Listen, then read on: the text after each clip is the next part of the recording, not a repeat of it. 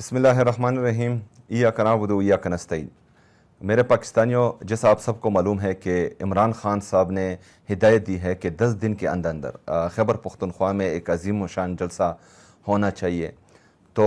پاکستان تحریک انصاف کی لیڈرشپ نے خیبر پختونخوا کے ضلع مردان میں 19 اپریل بروز اتوار کو 3 بجے ایک عظیم و شان جلسہ اناؤنس کیا ہے۔ تو اس میں تمام پاکستانیوں کو دعوت دی جاتی ہے۔ ہم نے ثابت کرنا ہے کہ عمران خان صاحب کو اگر ناحق قید کیا ہوا ہے، اگر ان کی اہلیہ بشرا بی بی کو ناحق قید کیا ہوا ہے، اگر پاکستان تحریک انصاف کی تمام لیڈرشپ پر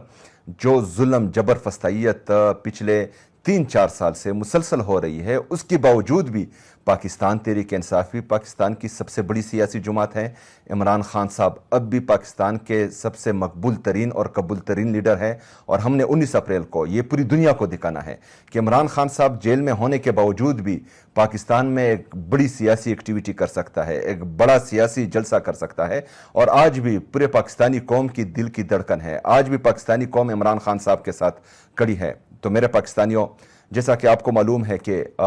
جب سے یہ جلسہ اناؤنس ہوا ہے تو کچھ